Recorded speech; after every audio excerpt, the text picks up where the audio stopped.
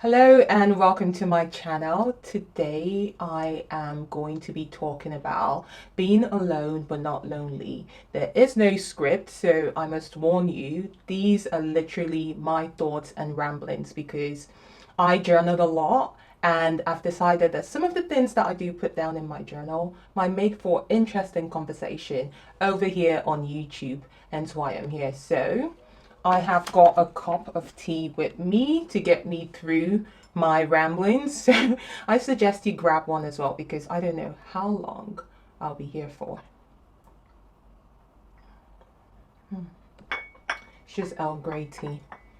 Nice and cozy for a really dull Saturday outside in Manchester. So today's rambling is titled Alone But Not Lonely. So what does this mean? For me, I tend to lead a quiet lifestyle and I lead a life of introspection, which means that I do enjoy spending time with myself. I love my own company, and it's not in a very superficial or narcissistic way in a sense. It's just that I do enjoy being quiet. I do enjoy sitting still with my thoughts. I do enjoy daydreaming. I do that a lot, by the way. I do enjoy reading and I do enjoy acquiring knowledge in general or picking up a new skill. And I tend to do that when I'm alone. And as I'll be speaking and going along, I will be speaking from a very personal point of view. So you might present with other characteristics that I don't present with, but they will probably still relate to you enjoying your own company. But some of the things that I notice with myself is what I will be sharing with you in this conversation or ramblings, if you will.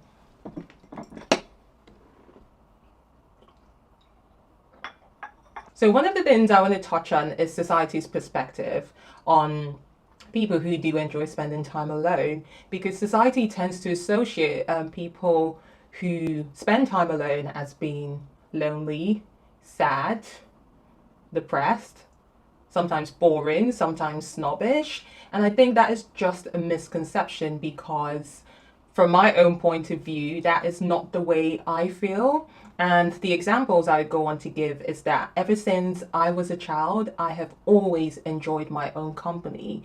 And I'm talking growing up in Nigeria, I grew up with 5 siblings. I'm the middle child, but my siblings would go out to play. And I would lock myself up in my bedroom that I shared with my sister, and I would close the blinds and daydream for the most part, or just snooze and sometimes read a book. And I remember vividly my mom coming in and checking up on me on several occasions. You could say she was a caring mom, paying attention to her child. Love you, mom. Yeah, so she would come into the bedroom and open the door and say, Nini, that was her pet name for me. Are you happy? And I would pause, but then offer the same response all the time, yes.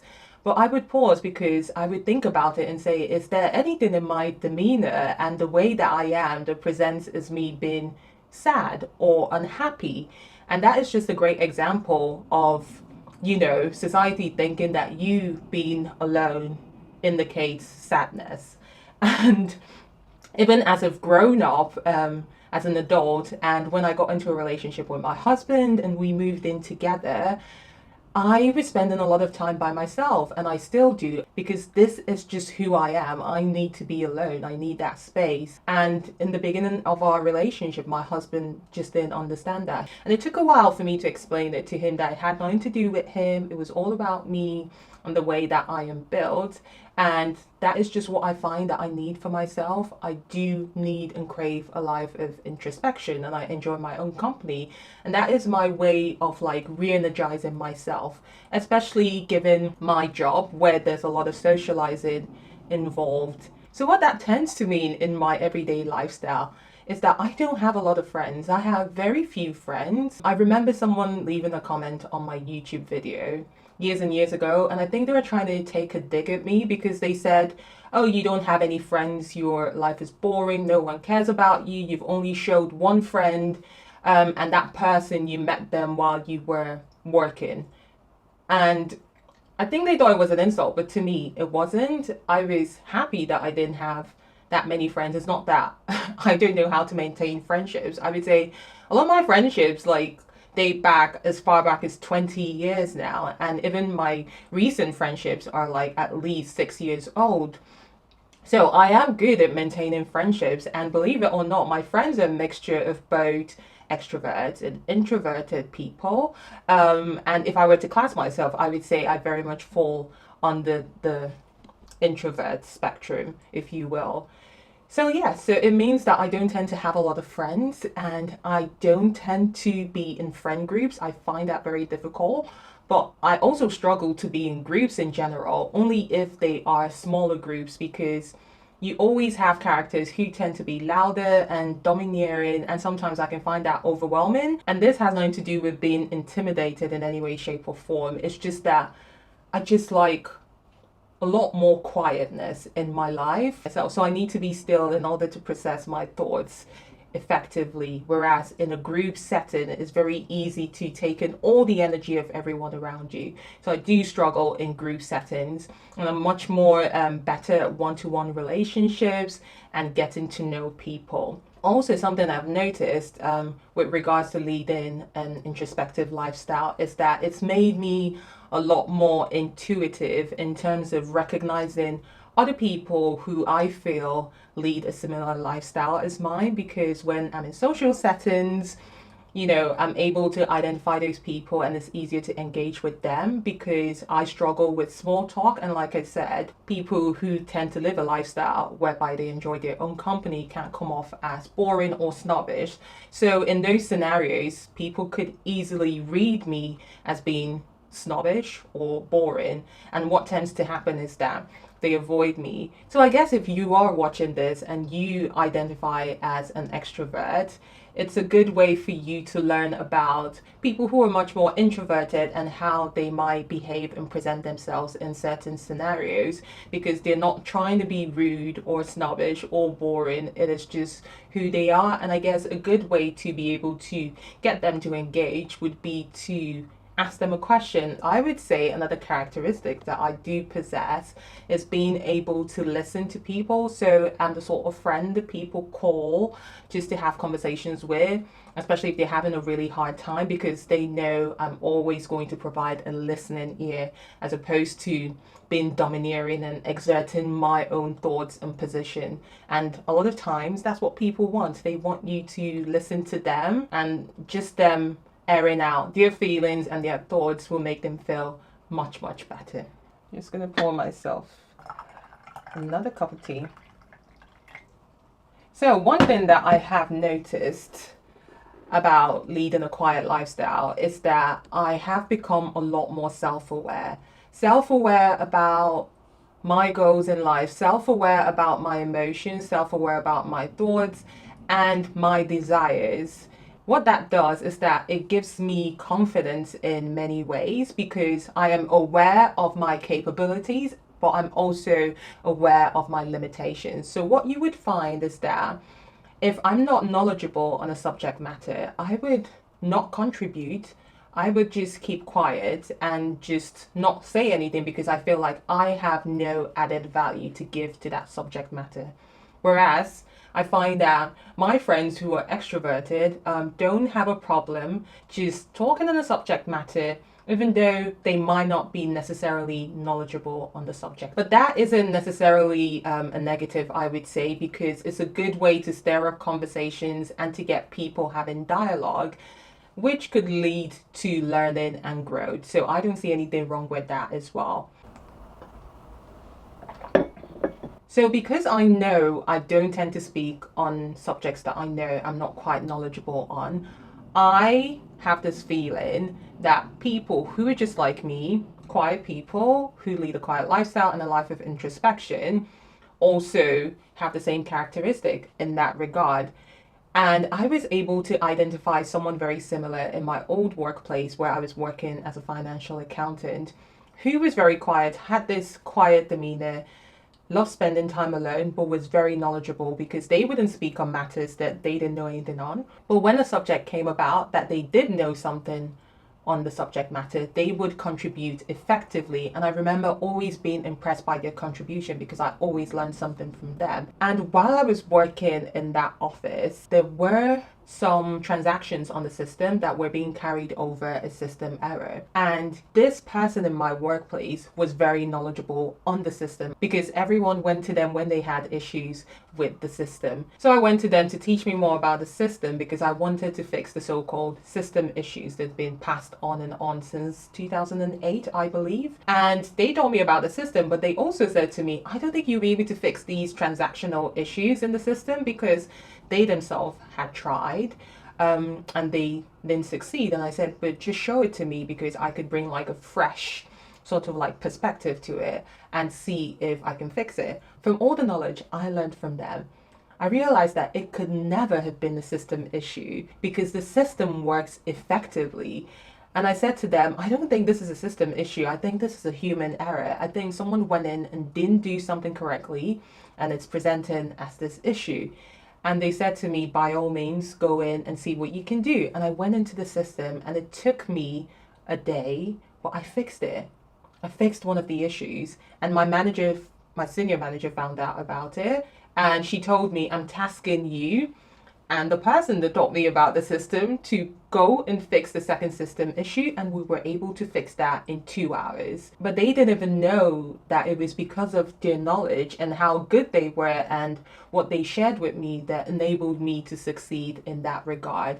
So I guess the point I'm trying to make is that if you find that you're a quiet person and you're acquiring knowledge, I think you should trust more in yourself because you're not someone who's likely to speak out of turn, but someone who's likely to speak on something that you are very knowledgeable on. One thing I also find is that I cannot deal with certain noises, certain situations just feel too chaotic for me. I don't like going clubbing. I don't like going to loud bars. I just find them too chaotic. And as such, I struggle in those spaces. Something I also struggle with is multitasking because I just feel like I need to focus on one thing at a time.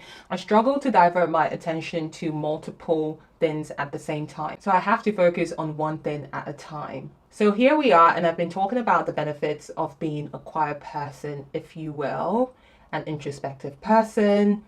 But I would say it does have its downside, and I've had to adapt. Like I mentioned earlier on, society has this perception of people who spend time alone, and to counteract that, especially in my day-to-day lifestyle, whereby I still want to build relationships, I still want to be a part of society, I have found ways to counteract that because my work requires a lot of socializing. So my way of dealing with that, especially in social settings when I go out, is by taking my husband with me, who is a very loud, vivacious extrovert, and he does a good job of interacting with other people around me, my colleagues, clientele, and my peers, and he does a good job of projecting this charismatic persona, which I feel in turn rubs off on me because people feel like we're together. So it's good to have this sort of person around. But when I find myself alone, and I know I'm not great at small talks, I'm supposed to be a Leo. I'm supposed to be this energetic, charismatic, and vivacious person the way my husband is. But unfortunately, I'm not that sort of like typical Leo. So what I tend to do is that I love fashion. As you can see, I am all dressed up here. I'm talking to you in this beautiful black and white number. I actually do feel like a Bond girl, if I do say so myself. So what you'd find me doing is getting dressed up and going to these events because I would dress up in something that I love, and most of the times it's not the sort of way people would usually dress. So I'd be looking very interested and people would compliment me on my outfit. And it's a good way to start a dialogue or break the ice, if you will. So that is my way of implanting myself in, social settings. But also, because of this quiet demeanor, I find that it's very easy for someone to come into my life and want to almost exert themselves on me or want to control me. And I have noticed that a bit. And if you're a quiet person or an introvert, you might find that happening as well. And you have to learn to set boundaries because you're good at respecting other people's boundaries because you're observant, and I'm observant in that regard. But I find that some of my friends or acquaintances don't tend to respect my boundaries, and it's because of my quiet demeanor. And that is something I've had to learn about in therapy and learn about setting boundaries because I do not like confrontation. Instead, what I would do is remove myself from that situation and even spend more time alone than actually continue to engage with people who cross my boundaries. But it's not that I have any ill feeling towards them, because I do have friends that I really want to continue to engage with. But I just need to find a healthy way to let them know about my boundaries without it getting to a point where it feels too confrontational for me to hold myself back and I'm suffering on the inside. So these are some of the things I would say be aware of, because at the end of the day, you have to function in society, and unfortunately, society exists in a way whereby it rewards extroversion, it rewards charisma, it awards being loud. And another thing that I would say I've become aware of is that I am not very great at displaying emotions like overtly. So you see, when people are very happy, they always go like, "Oh my god, yes!" Look, I'm even a better actress than I think I am. But it's that sort of excitement. But when I get good news, I never find that I'm that excited. It's almost like this expression, happy on the inside, or is it smiling on the inside? That's why when you see my images, it looks as if I'm not happy. I promise you, I am happy. It's just that I'm not very good at being very expressive. And I think it's because I have this rational mind due to spending a lot of time alone and thinking. So I tend to rationalize things, which can mean that I often tend to stick with the facts. And sometimes it can be very abrasive and people feel like you're not tuning into their feelings because you're just focusing on the facts. So that might be something you need to be aware of. So I'm learning that as much as I know what the facts are, I have to, in a sense, be able to let myself go. Like I said, this is the ramblings of Onyi, and I am done rambling because I am losing daylight and I don't want this video to get any darker. I think I've pretty much touched on the things I would like to talk about. Let me know if you were able to identify with some of the characteristics that I shared as someone who enjoys spending time alone. Let me know if you know someone who has similar characteristics, and let me know if you found this useful as well in terms of knowing how to deal with people whom you find quiet or leading a life of introspection. And if you thoroughly enjoyed this video, feel free to subscribe to my channel, like this video as well, and leave a comment below as to what topics you'd like me to touch on. I mean, I do not claim to know it all, but I will always speak from my perspective. Thanks for watching as always, and I'll probably see you next time. Bye!